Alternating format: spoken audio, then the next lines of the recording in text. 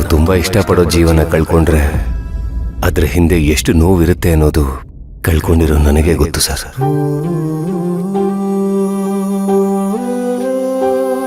ನನ್ನ ಹೆಂಡತಿನ ಕಳ್ಕೊಂಡು ನಾನು ತುಂಬಾ ದಿನ ಕೊರಗಿದ್ದೀನಿ ಸರ್.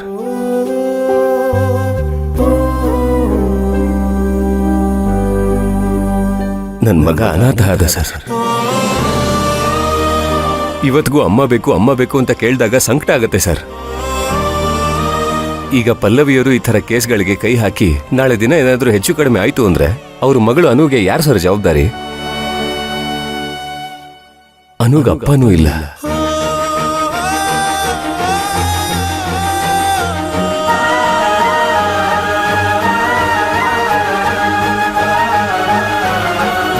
ಪಲ್ಲವಿಯವ್ರಿಗೇನಾದ್ರೂ ಆದ್ರೆ ನಾನು ಹೇಗೆ ಸರ್ ತಡ್ಕೊಳ್ಳಿ? ಪಲ್ಲವಿ ನೀವು ಅಷ್ಟೊಂದು ಪ್ರೀತಿಸ್ತೀರಾ?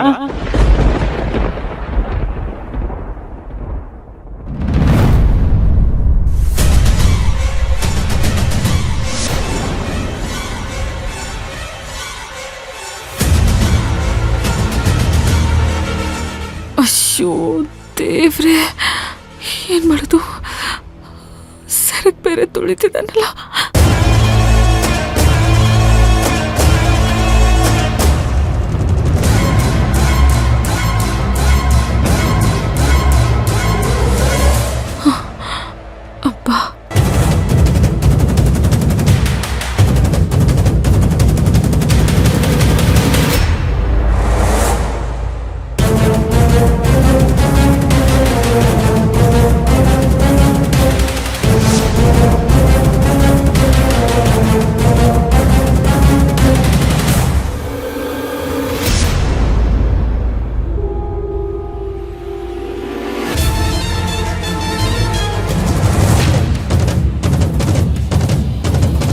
ಎಲ್ಲ ಕಡೆ ಹುಡುಕ್ರ. ಆಯ್ತಾ? ಸಿಕ್ಕಿಲ್ಲ ನಮ್ ದಂಧೆ ಎಲ್ಲ ಬಯಲ ಹುಡುತ್ತೆ. ಆಯ್ತಣ್ಣ, ಹುಡುಕ್ತೀವಿ. ಆಮೇಲೆ ಮೇಡಮ್ನವ್ರು ನಮ್ನೆಲ್ಲ ಕೊಂದೇ ಬಿಡ್ತಾರೆ. ಆಯ್ತಣ್ಣ. ಹೋಗ. ಹಾ ಸರಿ ಅಣ್ಣ.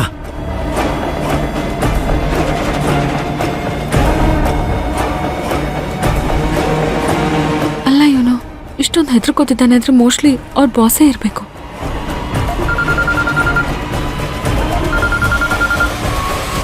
ಅಯ್ಯೋ, ಇವ್ರು ಬೇರೆ ಫೋನ್ ಮಾಡ್ತಾರೆ. ಏನಪ್ಪ ಮಾಡೋದೀಗ? ಬೇಗ ಹುಡುಕ್ರ.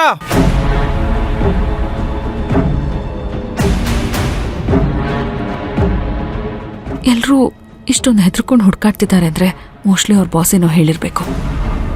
ಇವ್ರನ್ನ ಹಿಡಿದು ಏನೂ ಪ್ರಯೋಜನ ಇಲ್ಲ. ಯಾಕಂದ್ರೆ ಇವರೆಲ್ಲ ಈ ದಂಧೆ ಮಾಲೀಕರಿಗೋಸ್ಕರ ಜೀವ ಕೊಡೋಕು ರೆಡಿ ಇರ್ತಾರೆ. ಹೇಗಾದ್ರೂ ಮಾಡಿ ಅವನ ಕೈಯಲ್ಲಿರೋ ಮೊಬೈಲ್ನ ಕಸ್ಕೋಬೇಕು. ಅದಿಲ್ಲದೆ ಹೋದ್ರೆ ಈ ಕೇಸ್ ಮುಂದೆ ಹೋಗೋದಿಲ್ಲ. ಈ ಕೇಸ್ಗೆ ಆಧಾರನೇ ಆ ಮೊಬೈಲ್ ಮತ್ತೆ ಅದರಲ್ಲಿರೋ ಸಾಕ್ಷಿ. ಏನ್ ಮಾಡ್ಲಿ ಈಗ?